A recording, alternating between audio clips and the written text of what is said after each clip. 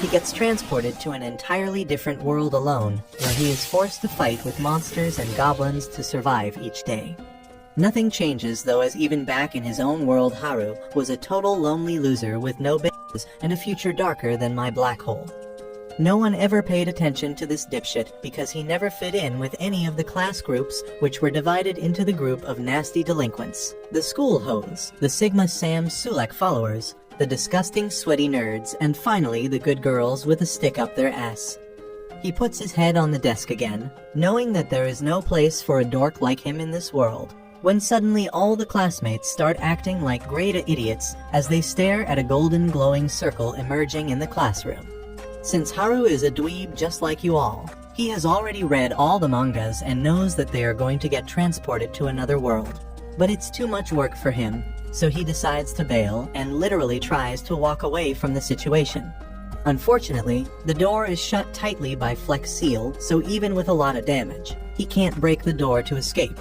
Soon the magic circle covers the entire classroom and slowly the students start getting sucked in. But Haru has watched way too many Mission Impossible movies, and he jumps up the air duct to escape. Luck is not on his side, though, as the circle enters the air duct and sucks him into a white endless void. He looks around wondering where the hell is his entire class and waits for an ugly-ass king with a smoking hot daughter to greet him, but nothing happens. He soon spots an old fuck running towards him and trying to interact in sign language for some reason.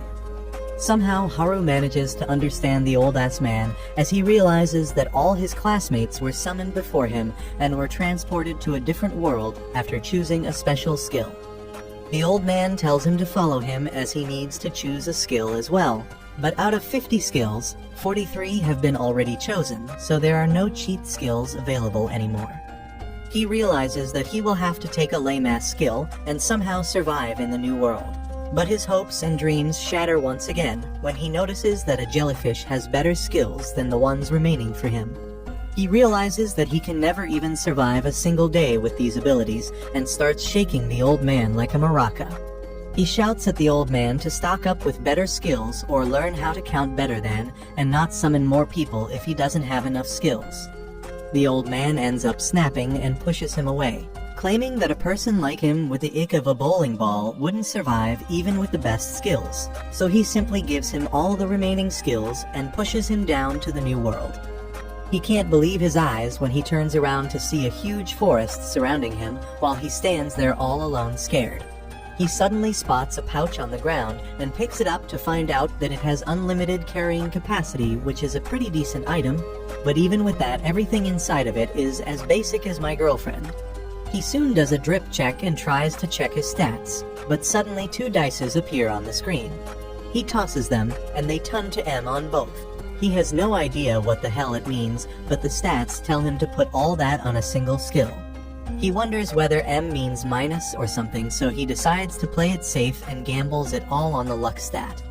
To his utter surprise, the M turns out to mean maximum, and now his luck stats are turned up to the maximum. He also finds out that since he is such a lonely incel, God has given him a pity ability with which he can tame wild beasts. He looks around to see whether any of his classmates are around, but there is no one in sight, so he decides to move forward and make his own house by taking inspiration from the 2 guys on YouTube that make houses from mud. He starts walking through the forest, when he starts getting weird that some huge monster will peekaboo him, so he takes out another skill item known as the contact lenses.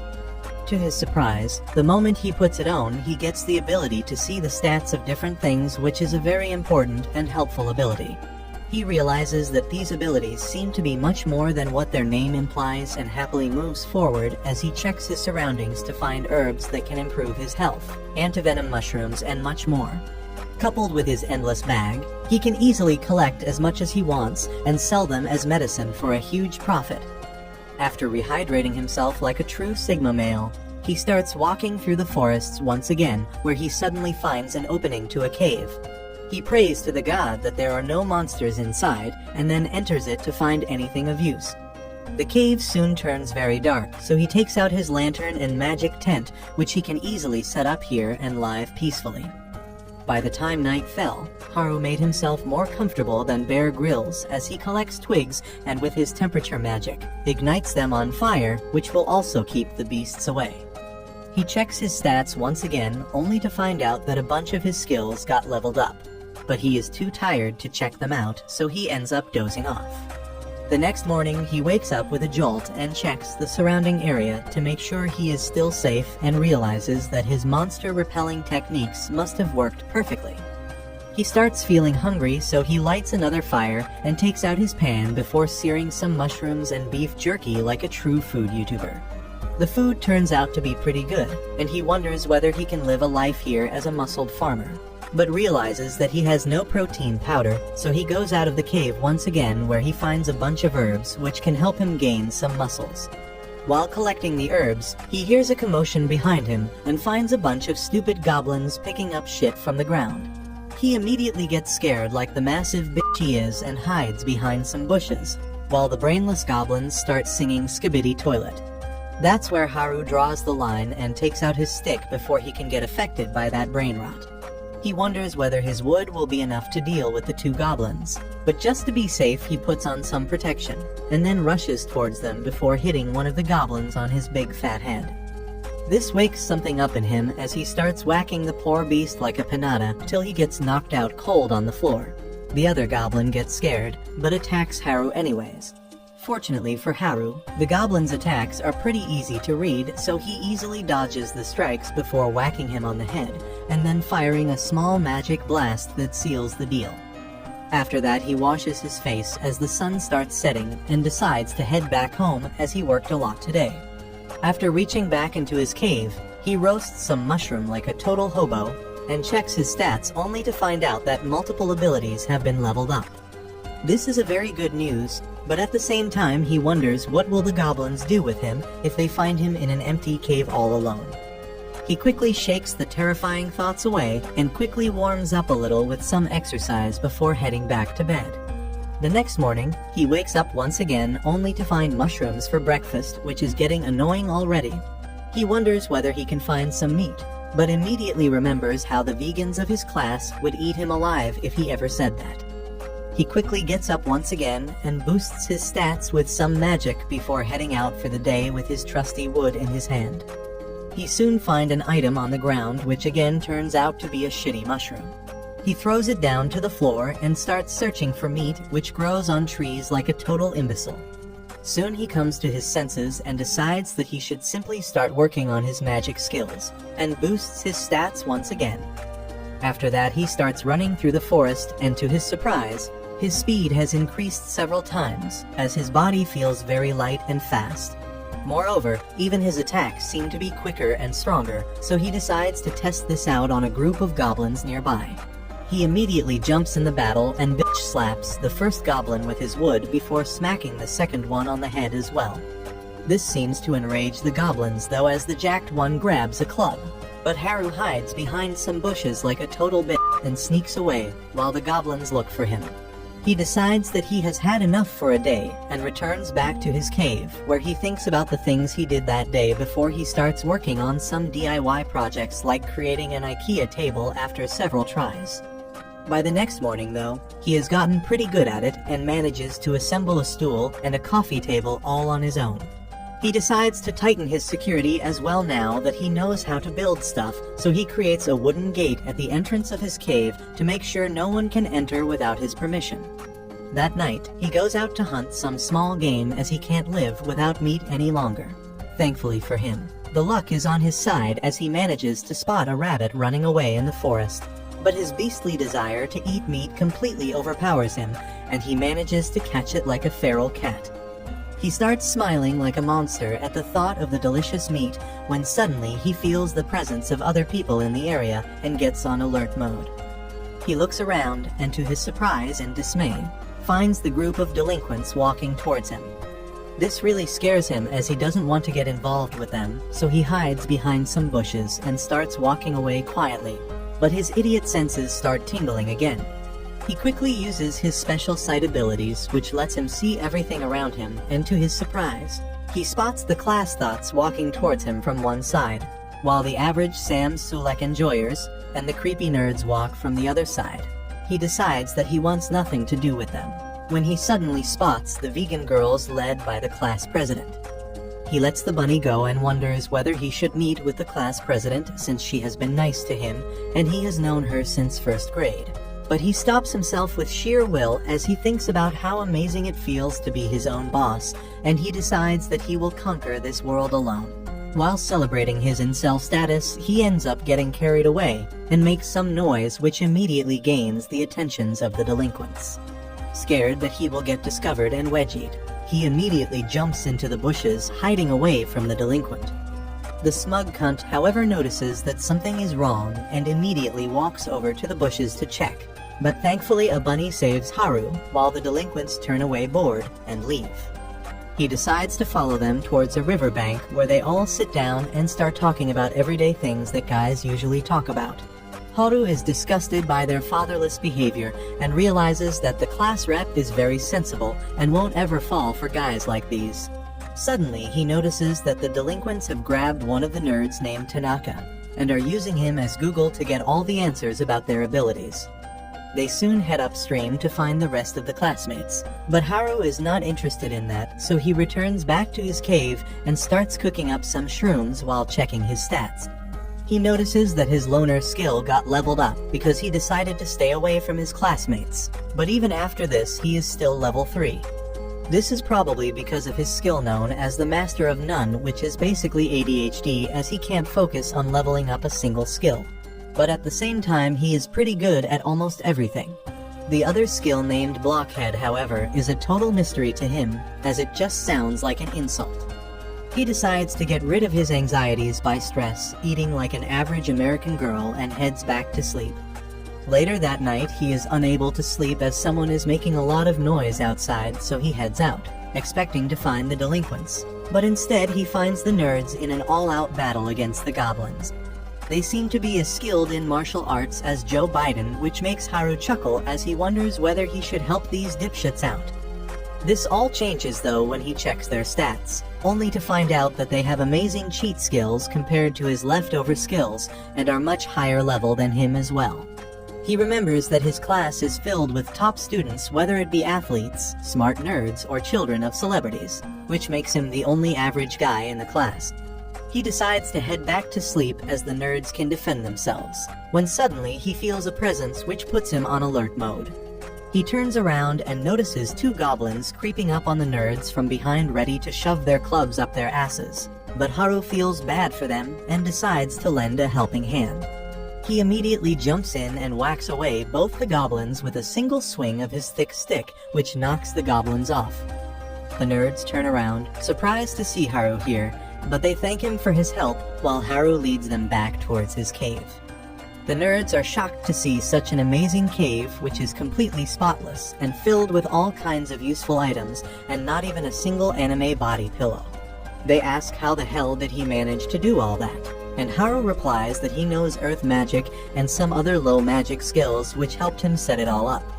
He then asks the nerds what happened to the other classmates, and this seems to silence everyone. The nerd with the glasses looks down before telling Haru that they are on the run right now. Haru is surprised by this and asks what he means. He explains that the day they got transferred into this world, all of them were in shock as they couldn't believe what the hell was happening, but the nerds quickly understood the assignment as they realized that they are in an alternate world and have cheat skills. The bitches were crying and the hoes were feeling bored, but the class rep was trying to calm everyone down. The delinquents noticed that the nerds were not as scared of this sudden change and threatened to beat them up if they didn't tell them everything they knew about this world. But before they could do anything, they get surrounded by a bunch of goblins. All the hoes started crying, and even the delinquents started acting like a bunch of bitches as they scrambled back into the corner. But this was the exact moment every single nerd in the world waits for, and the nerds took charge. They immediately take control of their abilities and use their knowledge about fantasy worlds to easily defeat the goblins. The average Sam Sulek fans decide to help, and together they manage to defeat all the goblins in the area.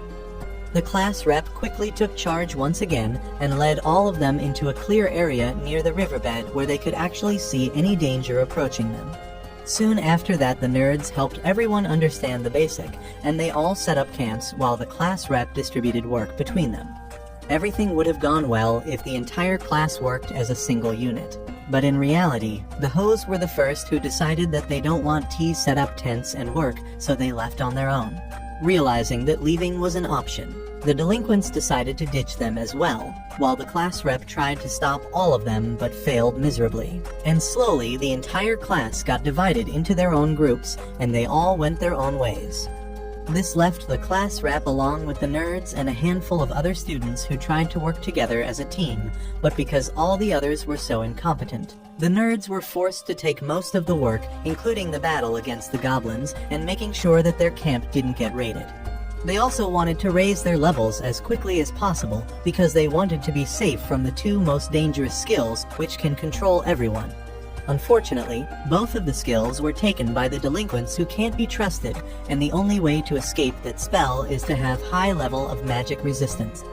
The delinquents quickly learned about this as well, and to counteract what the nerds were doing, these useless wastes of oxygen started leveling up as well to make sure that their skills reign supreme so that they can take control of everyone else.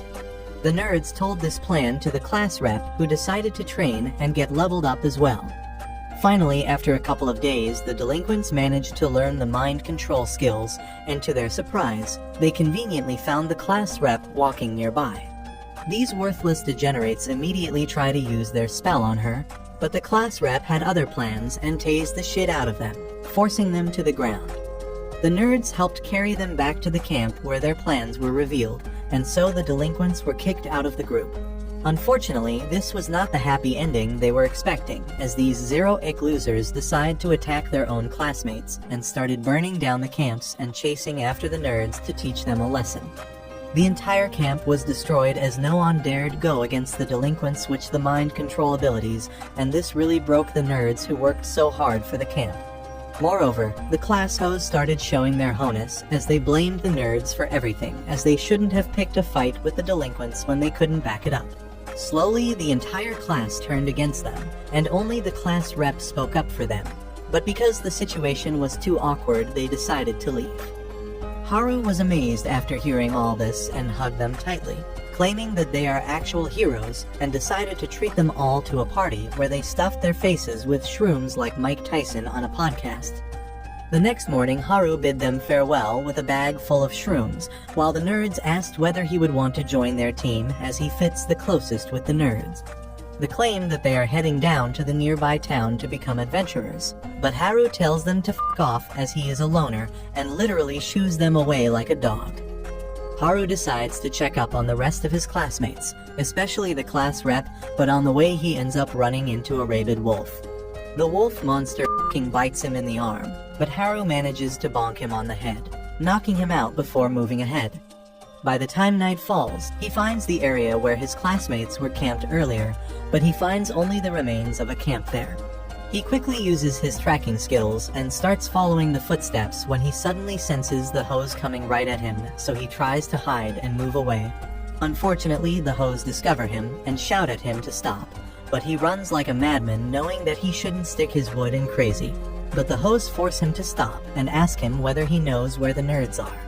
He asks whether they want to make the nerds run errands for them, but the hoes tell him to shut up as they have realized their mistake and the fact that they were alive just because of the nerds till now. He tells them to let it go as the nerds are long gone by now, and the hoes can only chase after them if they know how to satisfy all the monsters on the way. He tries to make sure that they don't chase after the nerds and die a pointless death, but to his surprise, the hoes start crying for no reason. They start screaming that they simply wanted to apologize, and the captain of the hoes begs Haru to teach them how to survive till they can find the nerds. The hoes promise to give him the Super Ultra Guac Guac 2000 after spitting on his thing if he agreed to teach them, so Haru agrees. The girls follow him like a bunch of puppies lost in the woods and attack anything that Haru kills. He notices that one of them is hurt, so he gives her some of his potion. But the dumb bitch doesn't understand that it's not champagne and simply throws it all over Haru. He is so tired of these dumbasses that he starts wondering when can he get back to his cave and relax when the class rep notices him totally blanking out.